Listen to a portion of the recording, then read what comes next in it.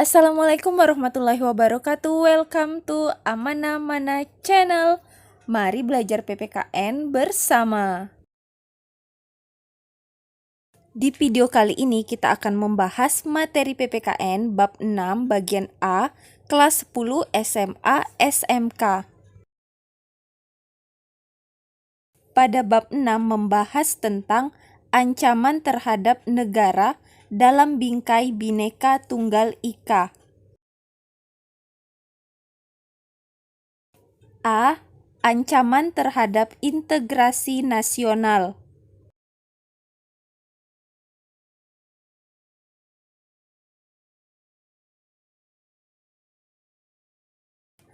Posisi negara Indonesia yang berada di tengah-tengah dunia dan dilewati garis khatulistiwa diapit oleh dua benua yaitu Asia dan Australia serta berada di antara dua samudra yaitu Samudra Hindia dan Pasifik.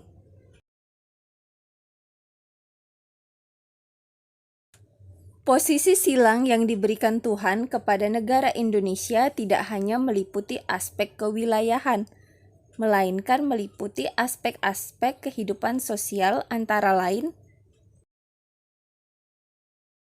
1. Penduduk Indonesia berada di antara daerah berpenduduk padat di utara dan daerah berpenduduk jarang di selatan. 2. Ideologi Indonesia terletak antara komunisme di utara dan liberalisme di selatan. 3. Demokrasi Pancasila berada di antara demokrasi rakyat di utara, Asia daratan bagian utara dan demokrasi liberal di selatan. 4. Ekonomi Indonesia berada di antara sistem ekonomi sosialis di utara dan sistem ekonomi kapitalis di selatan. Dengan demikian, maka posisi silang Indonesia merupakan sebuah potensi sekaligus ancaman bagi integrasi nasional bangsa Indonesia. 1. Ancaman di bidang militer.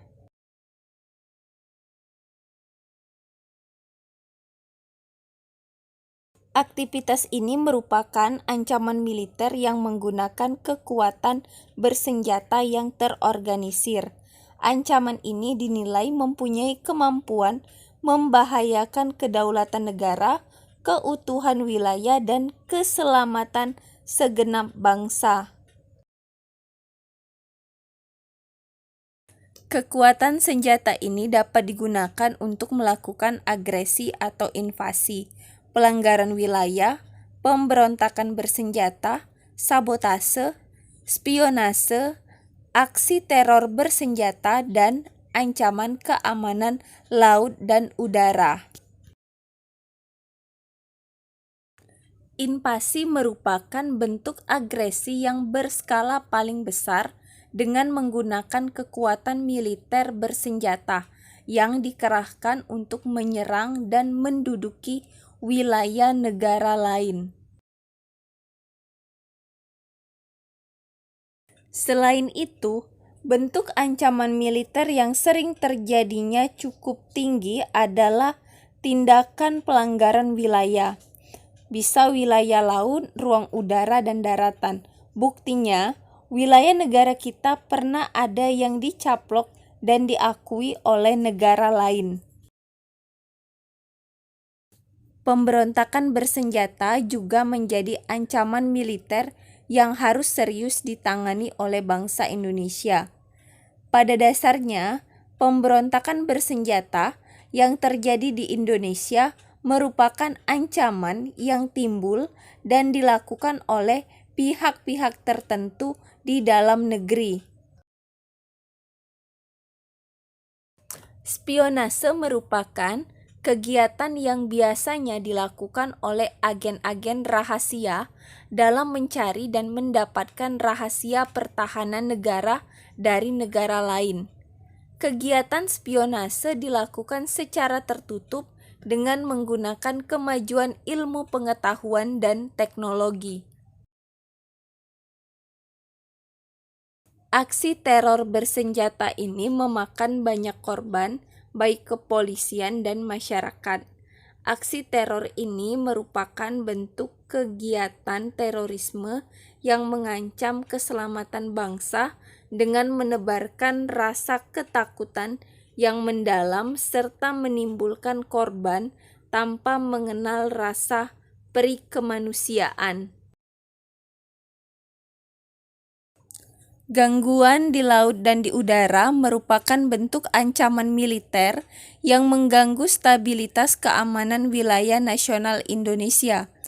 Adapun bentuk-bentuk gangguan keamanan di laut dan di udara yang harus mendapat perhatian dalam penyelenggaraan pertahanan negara yaitu pembajakan atau perampokan, penyelundupan narkoba, penyelundupan senjata, amunisi, bahan peledak atau bahan lain yang dapat membahayakan keselamatan bangsa, penangkapan ikan secara ilegal, pencurian kekayaan di laut, dan pencemaran lingkungan. 2. Ancaman non-militer. Ancaman non-militer pada hakikatnya ancaman yang menggunakan faktor-faktor non-militer dinilai mempunyai kemampuan yang membahayakan kedaulatan negara, kepribadian bangsa, keutuhan wilayah negara, dan keselamatan segenap bangsa. Ancaman ini salah satunya disebabkan oleh pengaruh negatif dari globalisasi. Globalisasi yang menghilangkan sekat atau batas pergaulan antar bangsa secara disadari ataupun tidak telah memberikan dampak negatif yang kemudian menjadi ancaman bagi keutuhan sebuah negara, termasuk Indonesia. Ancaman non-militer diantaranya dapat berdimensi ideologi, politik, ekonomi, dan sosial budaya. Contoh ancaman non-militer seperti pengaruh gaya hidup atau lifestyle kebarat-baratan, sudah tidak mencintai budaya sendiri, tidak menggunakan produk dalam negeri, dan sebagainya. Ancaman non-militer memiliki karakteristik yang berbeda dengan ancaman militer, yaitu tidak bersifat fisik serta bentuknya tidak terlihat seperti ancaman militer. Ancaman non-militer ini berdimensi ideologi, politik, ekonomi, sosial budaya, teknologi, informasi, serta keselamatan umum. Thanks for watching. Terima kasih yang sudah menyaksikan video ini sampai selesai. Semoga bermanfaat. Dan jangan lupa di subscribe, like, share, and comment ya. Oke, terima kasih.